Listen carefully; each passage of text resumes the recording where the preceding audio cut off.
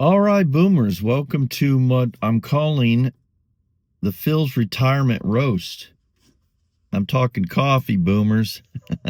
And this is kind of an idea I had this past week where I want to take just a short time on Saturday mornings, grab a cup of coffee, and when the coffee's done, the roast is done. Um, and just talk about some things with the channel, with retirement life in the most natural way I can. And there's going to be limited editing and really should be simple to do for a lot of various reasons. I think um, there's a lot of topics that come up in the comments or questions that, I don't want to make videos about really, because one of the challenges of doing YouTube is to not confuse the algorithm. And that's what I do best. I confuse people. I confuse the algorithm. It's like, what are you talking about now, Phil? It's like, so this will be more of a stream of consciousness done on Saturdays based upon what I'm finding out. It may still confuse the algorithm, but until I know what is giving me the most bang for my buck on the videos, and that's what the weekly videos will be about. Those will be my attempts at just continuing to experiment and finding the direction that What's Up Boomer will ultimately become. We're going to do these roasts. This is some of the things I plan to talk about here. Now, I guess I should say that when I talk about the niche, it's really what resonates, and I'm getting tired of that word, but what connects with the audience, the viewers, what is going to connect them. And that is still going to be around retirement life, legacy, things that are important to me, because ultimately I'm doing this for me. I'm doing it for the kids.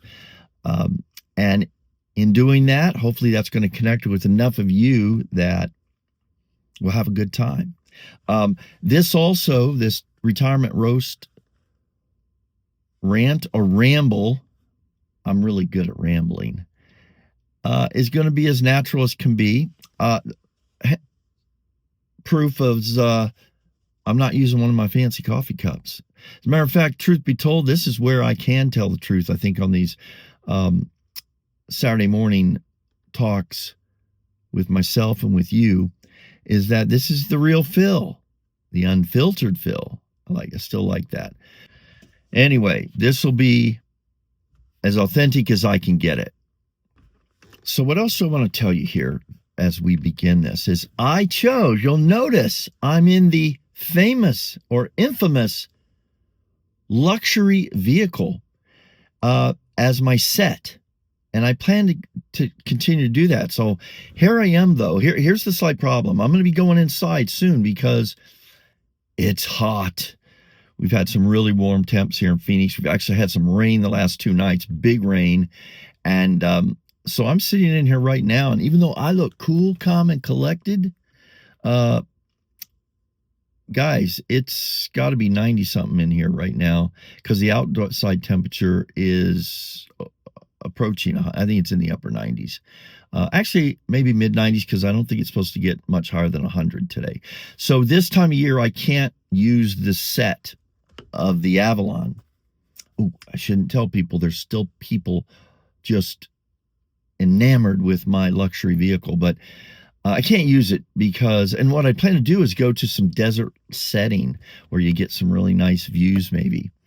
That will be my real set to do these Saturday morning talks. It'll get me out of the house. I'll enjoy a cup of coffee and have a number of things that I plan to use these mornings to talk to you about and engage in conversations and ideas with you. Let me, though, give you some. I wanted to read some most recent comments within the last week about my set and what has now will be my set for these Saturday chats. I hope I'm not getting too far off base here because I'm starting to ramble. But that's why you will tune in for the Phil Rambo, the Boomer Ramble. I periodically, like maybe once every 3 or so weeks, I go back and I check the status of that video that Jack Morgan did on my video, the Home Depot video, and see how it's doing. It is now the 7th most popular video that he's ever put out on that channel. And that goes back over a year or 2 years. So it's ranked number 7 right now, which is pretty cool. What that tells me again, and I've said this before, is that that people are responding to it. It hit home with not just the retirees and the boomers that are having to work in retirement, but the people that, like the millennials, the Gen, whatever they are, they realize that, hey, they're 5, 10, 15 years away. And they are sitting there with no savings, no investments, or with investments that aren't doing well, or businesses that aren't making it. And they're wondering, geez, how will I mean, number one, they're wondering, how are we paying for life today? If I can't pay for life today like we once were able to with our jobs, for example, how are we going to pay for it in retirement? I go to the comment section, which I think has over 5,000 comments on his, and I go to the newest. Here's what's been posted most recently. Maybe I'm a glutton for punishment, although I don't see it as punishment. I enjoy this. What's wrong with me? So some of the best new ones of people watching how the boomer has to work in retirement. Here's one. Wah. I have to work and get to wine in this $80,000 SUV, FMD. I'm not sure what that means. I'll have to look that up. He's driving a car with a leather interior and a sunroof. Yes, I am. How much did that set you back, boomer? FYI. Then I just put in a response, FYI, $3,300. Cash 5 years ago. That's what I put in our community tab. I didn't actually say it on the in the comment section. And yet, look at the car he's driving. Leather, sunroof, fairly new. It's all a matter of priority. Another dig at me as to why I'm having to work at Home Depot. I'm just not controlling my spending, right? This guy talked about having financial knowledge. Flat out, he is what 90% of people are out there, full of shit. He failed to plan and execute, period. And lastly, his definition of financial knowledge is sitting in an $80,000 SUV with leather and sunroof, whining and e-begging. Listen, for the record, I have not started my e-begging yet. Stay tuned, trolls. Anyways, I appreciate you all being here because you are the people that the Saturday morning roasts are for. So far, I just want to say, for the record, the trolls, the negative comments, of which I've received very few, even on his channel or on mine from the video. And the videos I've put out have been minimal. And I thought they would bother me a lot because people talk about, when you're doing YouTube, it may be one of the toughest things to do is to handle the criticisms, the insults that's coming your way. So far, maybe I'm tougher than I think emotionally because I've actually kind of had fun with them. I think there's a better, probably ultimate going forward community setting. I'm looking into that for those of you who'd want to be a part of that. So I'm going to move inside right now, but I want to mention why I continue to do it, what I hope. Well, I just got some things here I want to talk about this channel and some important things as to why and I think other particular retirees and boomers and people who are 50 or 60 or even 70, why we're on YouTube. And it's not just to tell stories or to spout off advice. So I'm going inside because things are roasting in here. Okay, comfortably back inside. And I think I wanted to, not sure of the flow on this video, but I'm gonna start with a video I saw this morning by Vanessa Lau, very successful YouTuber, been on it for a while, and Ryan Trahan, who I've talked about before. And both these videos, basically, Ryan was being interviewed, and they basically said the same thing. They had the same attitude. Now, both of these YouTubers have had tremendous success with creating videos. In Ryan Trahan's case, hundreds of millions of views. I think Vanessa Lau has quite a few as well. Here's the thing. Why this caught my attention and why I relate to it is, I had that real successful video, and now it still gets 1,000 or so, sometimes more, views per day. It's still driving the channel metrics, so to speak. And so what did it do? It messes with your mind. It's like, okay, what should I do next? What? I don't want to mess this up. The fact is, here's what they both said, is that don't chase the views. It just doesn't work. And even though you're going to get the views, and that's what I'm doing right now. I'm figuring that out. But what should you do? And here's what they advised. They confirmed basically what many of you have told me. Phil, we tune into you for you, and not in a ego way. It's just hey man, we're gonna hang out and talk. I like talking to you, or I like hanging out with you. I'm watching because I'm interested in how you're handling this retirement without the nest egg. I'm interested in how you feel that it's important to stay connected, and how to connect with the next your family, and then your grandkids, those future generations, and how this is happening. This is helping do that. And for whatever reasons, a few of you left on the last video about Buc-ee's that's coming to Arizona. And I said in there, hey, if you get a chance, this was kind of funny in my mind, but I said, hey, tell me what you think my channel is about. Because I'm really in this daily struggle of trying to figure that out. Your impression of this channel, of these videos, is so enlightening to me. It helps guide me, actually. I think it's going to help me find the way. But you've all said, don't change. We're going to hold you to it. Don't all of a sudden get, I don't know what people were thinking, but it's like, hey man, continue to be you and be real. And that's what today's two videos I watched of a few, Ryan and Vanessa, saying he felt this pressure to duplicate, and he found out that just wasn't going to happen.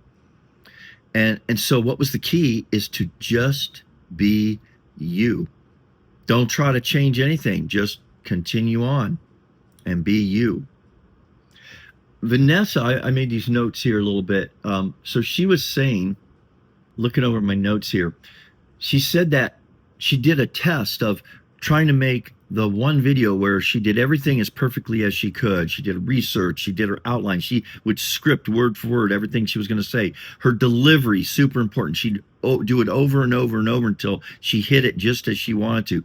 She was perfectly presented, spent hours on her hair, makeup, everything, the clothes that she was going to wear, all of that.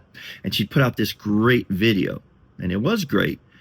Versus what she started to learn is, what if she just did something off the cuff? And guess what she found out? Those videos, those outperformed the perfection one, the one that she overthought, basically, or thought it all the way through perfectly. And then she decided, what would it be better to do 5 posts? This is for her Instagram account. Would it be better to do 5 posts than versus 1 post a week? So she'd do like 3, 4, 5 a day, shorter, and shared more of herself. And what she found was the shorter videos that were off the cuff, that were just herself being real, far outperformed the one video. And then she talked about that it provided, it was faster skill developments, audience insight, because she got more feedback. She said the multiple posts gave her more chances to be seen. The core argument that the more you post, the more successful you're likely to become was true. Someone posting 5 times a day gets 150 chances to be seen in a month. This confirmed to me this recent feeling that I want to post, I just don't want to post one a week, even though that's so challenging. In my mind, I thought if I could post one video, that's, as you'll see those develop going forward, per week, and then doing these Saturday morning sit downs with some coffee, and then throwing a live in once or twice a week, or once a week or two, maybe every couple of weeks. This is going to accelerate the amount of exposure. It will accelerate my learning. I'll get better, and I'll be more comfortable. And I think that could be the real key to future success of What's Up Boomer. Those of you who are doing YouTube or thinking about doing YouTube will keep this in mind, is the importance of letting go of perfectionism and curation is to let go of the creation and curation side and just share. This is something that hit me the other day. You know, when you get right down to it, as much as I'm trying to do YouTube for the reasons I've stated, but also from a business aspect, for a retirement gig, it becomes part of the social life.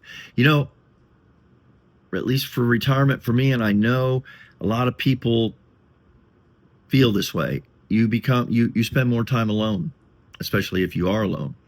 And I don't want to say or consider myself say that in a pathetic way, but this provides an avenue for interactions. And I see that in a lot of YouTubers.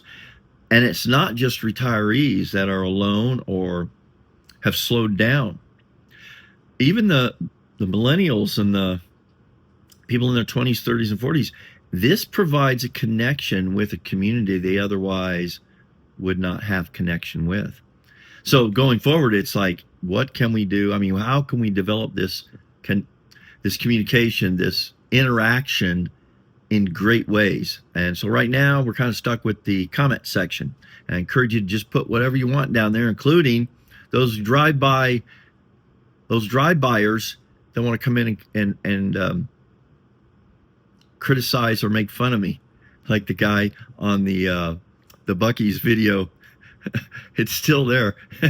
Anybody who'd wear a black hat in the deserts is forgot the criticism he had, but it wasn't nice. But well, I was trying to say there, it comes with the territory.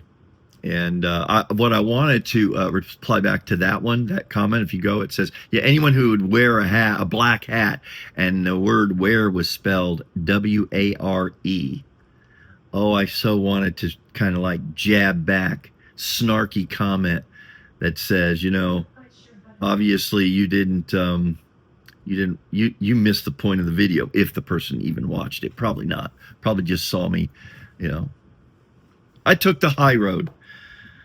Speaking that, let me just address this. So a comment, a question that often comes up, and I know it's out there. It's kind of an elephant in the room of the many, and that is, Phil, how much money are you making? Are you making any money? For those in the know and knowing how YouTube works, you know, my gosh, you have a video that's had over 400,000. Man, that must be producing thousands of dollars. And so here's the reveal, for the most part, without a lot of detail, but I'll give you the gist. I made about $100 so far for the last 2 months each. That's 200. The next one coming is probably, it's gone up progressively a little bit every month. This month I think it's about $160 some. Next month it might be approaching 200. And again, that's driven primarily, those metrics, by still the Home Depot video. Had I not had the Home Depot video, I wouldn't be making hardly anything. So, but that's okay, because the videos that make money, there's a whole science behind that. I am making some money coming in on YouTube, very little, but it's encouraged me because I've proven I can do it. I'm actually ahead of the schedule that I thought I would be. You know, originally I thought if I could just make a few $100s, and I'm almost there. So we'll see. I'll keep you posted. Again, for my subscribers and those of you who don't miss a minute of the videos, I'd appreciate any kind of feedback or comments as to how you think it's going. What is it you've enjoyed or liked, or what is it you have thought that was a waste of my time. Basically, what are you watching for, man? Okay, so for now, I'd like to tell you, just give you a little preview of the next week or two. Have a busy schedule. You know, I'm obviously still working full time, and I'm hoping that could change within 6 months to a year. It's challenging to get what I'm trying to do done with a full-time job a little bit. Let me show you. I purchased more technology, people. Right here. Let me show you. You know what this is? It's a very inexpensive webcam. It'll fit on my computer because the computer screen that I have an M1 Mini that I work with, which has been a great little computer, but I had to buy a keyboard for it and a screen. And this is, oh, I got it upside down. This is one of the highest rated webcams over, like it was used for gaming and live streaming, etc. And I'm going to try it out. It's a simple little plug-in USB. It's super basic. It was 50 some bucks on Amazon. And it's old technology, but it still, I guess, does a tremendous job. Now, you know what this is going to let me do? This is going to let me do my live streams using my computer, and that's going to allow me to bring, do some things with StreamYard and the softwares that I can't do on using my iPad, which is, I just had an idea. Maybe it's because I'm not using Chrome. No, it says I have to use Safari. Okay, well, anyway, it's going to allow me to do screen share. It's going to allow me to show you things on my, while we're talking on the computer. So I'm excited about that, and I think that's going to help be a more interesting experience in doing the live streams for sure. Well, I think that's enough for this the start. I'll get it more organized as I go. So I'll see you next Saturday. Same roast time, same roast channel or place, same roast place. If you know what that's a reference to, I do this at work all the time with the public and my coworkers. Do you understand that reference? 9 out of 10 times I have no idea.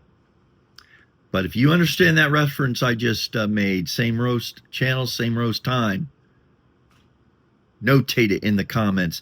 You got it?